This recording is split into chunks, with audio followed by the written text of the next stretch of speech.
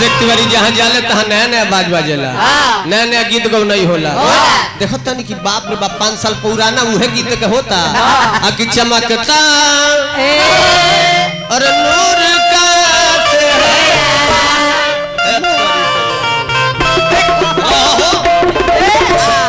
रह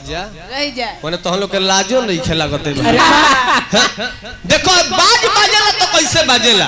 सिर्फ भैया नया बाज बाजेला पहला का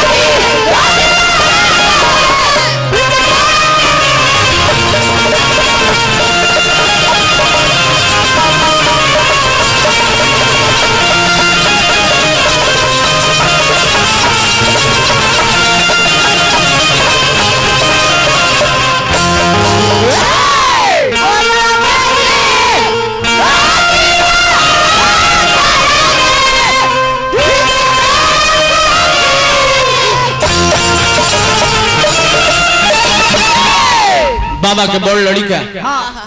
महेश सिंह जी सैकड़ों रुपया के पुरस्कार भेजौले बनी। फिर हमार मामा पुरस्कार सैकड़ों रुपया के पुरस्कार देनी। सुडू सिंह भैया हाई बोले हाँ 201 रुपया के पुरस्कार भेजौले बनी। श्रद्धा के जय जयकार रही। परम पिता परमेश्वर से यह नम्र निवेदन करब कि हमार बाबा जहाँ कहीं भी हो कि जौना लोक में हो कि वहाँ के आत्मा के शांति मिलत रहे। कितना सुंदर लागल आ इहे माने हो व्यास के माने इहे हो। कितना सुंदर लागल हो, भक्ति बाज गइल हो। लोग सोची कि चलो चलो अभिषेक छोटे बने तो का हो, अभिषेक के मंडली छोटे बा तो का हो, लेकिन मंडली एकदम सेटिंग में भी है बबुआ, डिसिप्लिन में ही है बबुआ। ऐसे व्यास यदि नियम इहे चाचा बनेला कि व्यास यदि भक्ति में बाड़े तो उनकर कलाकार बेंजू वाला ठेकोइता झलवा के भक्ति में बोले में रोम जाए के चाहिए ना तो ए बार तो चाचा व्यास लोग के नाम ना धरब हो ना ए बार तो सुमिरन में गाओ तो के गणेश बाबा आई आ लड़का के लाज बचाई आ तो दोसर बेंजू वाला बजाए तरह की ढोढ़ी में पानी एकरा ओढ़े लगी हो तब उजिया जवानी एकर चढ़े लगी तो जान जाए जे सुमिरन बंदले साफ बर्बाद हो जाए हो ना जाई बबुआ। इससे युग बदल गई, जमाना बदल गई, बदल गई, आजकल का समय ना बदल गई। ठीक ज्यादा तो वाटर प्रूफ हो ए पर रेपो ना लागी ना बबुआ। वही में कितना जना 71 रुपया पुरस्कार मिलता तो 71 जे हमनी का और झिसियो नहीं खे पड़त ए बाबू ऐसा क्षेत्र हो कि रुपया पैसा के तो पत्थर पर जाला ए पर ध्यान देवे के नहीं ब्यास लो लाद के जाला। ए महाराज युग बदल गई, जमाना बदल गई। पहले के गीत संगीत ए बार के गीत संगीत में बहुत अंतर हो गई। पहले के गीत संगीत का रहलो दीपक भैया हकी पायो जी मैं तो अरे राम रतन धन पायो पायो जी मैं राम रतन एहू बार के गीत आ गइल बा। ए बार त कहि त भक्तियो बजावे में लाजे लागत अच्छा। ए बार त मार्केट में जोन गीत आइल बा तन हेडफोन में लगाई ओहू में लाज लागेला। ए बार का होता कि साझे से नाच देखे मामा तनी को मछिया दी दिन रंगीन अरे दी बड़ा झरता रे दिन है अरे दिन तन की सभा में रहो ए रहो देखो भाव केंगा देखावल जाला हल चल जी भाव तो देखा दे कि तेरा कंप्यूटर में घाव ना अब ढेर भाव देखला लेकिन हई ढलाई वाला भाव ना आ रही आ तारा हिस्से का मतलब मर देते मान के चलो जनेऊ हमार भई रहला त जनेऊ में मुड़न होला नु छिलाला नु आइंकर बाबूजी मोले त छियले ओइ बना बोले कि ना प्रोग्राम बा ढेर बाबूजी बाड़े ना बबुआ ए हटाव होने ढेर बाबूजी बाड़े ना भगले आज ए मलिकार त हे पर ध्यान नहीं देबे के हे पर ध्यान देबे के बा कि अभिषेक तिवारी का गावत रे ना बबुआ भाव ए बार का लागता का आके साझे से नाच देखे कदो गइल बारात में अरे भइल बड़ हे हर आपन अरे मेहर छोड़ी रात कस में है नुनु बतानी भाव में आओ अरे रहो ना रे अरे देखबो ई कितना अच्छा लगता हां आ ओ में कहता जीव रे फुआ हमरा बुझा गइल कि बबुआ गौनई क्षेत्र में फुओ के लेके घुमत रहन मार मुधा करे नतिया अरे तबो दिए क देला अरे भोर हरिया अरे भोर हरिया अरे का जाने देखे अरे का ओहिलो का कोइलो अरे मीठा मीठा बोथे ए महाराज देखिनु चाचा पहले के गीत संगीत अगर तनी कोनो बाउरो गाना आगे तरलनु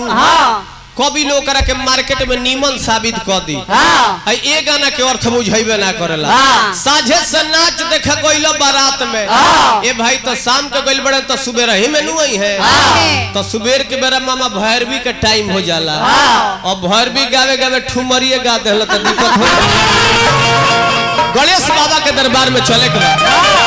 त नया भाव में चले के बा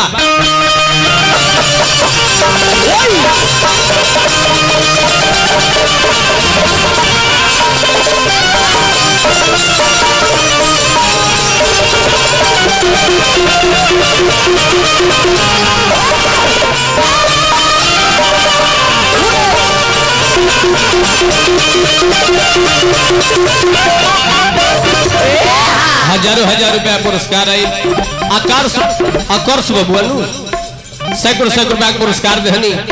बाबा के दया दृष्टि रहुआ परिवार पर एकदम मंगलमय हो बाबा दया दृष्टि बनौले रही लड़का कहत रहे कि बाबा हे गौरी नंदन करतानी बंदन हे बालक पदाया तार सहाई हे गौरी नंदन करतानी बंदन हे बालक पदाया तार सहाई आ दे ये बाबा हो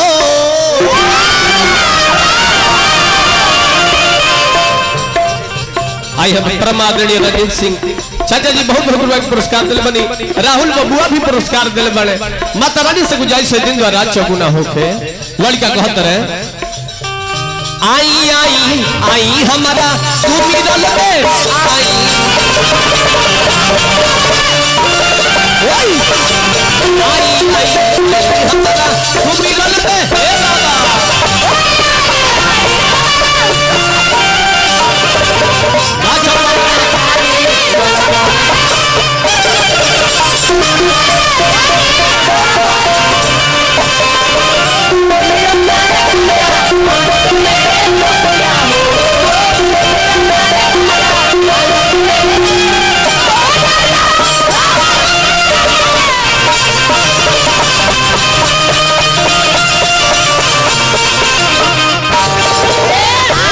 कितना सुंदर लगत था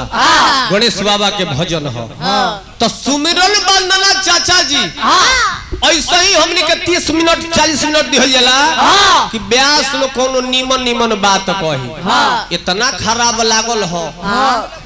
जौन कलाकार जौन व्यक्ति भगवान के नइखन छोड़ब आकर्ष बबुआ हमारे के पुरस्कार दिले बनी माता रानी से गुजारिश है दिन द्वारा चौगुना होके ए महाराज गणेश बाबा जेकरा के दुनिया पूजेला बबुआ बाबा के बाबा होई का जने को चिटकुलो सुननी हो आज एगो काज न पियकड़ गइलू पियकड़ करोलो नहीं के अब बताई जे दारू मार लेता ओकरा कर्पूर गौरव आवे लगी ओकरा कर्पूर गौरव ना आई तू कही कि अजीत अजीत जे में बड़न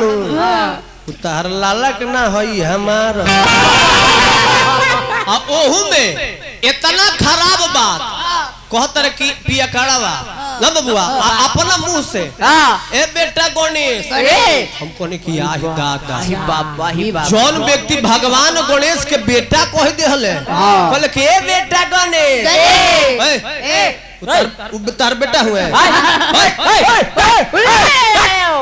ना भगलो आ जाई हो भगला कि ना जौना व्यक्ति के यही गणेश बाबा क्यों कर दो चार को सवाल पूछ दे तो बता देबो बताई हो अगर ब्यास हो तो बताई हो जे गणेश भगवान के 4 गो भुजा हो 4 गो भाई हनु भैया उ चारू बहिया कब कब केकरा रक्षा कइले बा बताई हो बेया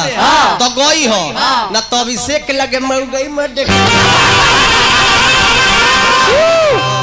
ए बेटा गणेश अजय कनवा तान के तड़ाक आई हो अब बताई बाबा के है भगवान जेकरा के दुनिया पूजता हमनी के बबुआ पूजता नहीं जा ना बबुआ देवता में भगवान देवता वो कहते ए बेटा तार व्यवस्था बनता सरयाम भगवान के अपमान में करता है ए बबुआ लड़के कहत रे कि बाबा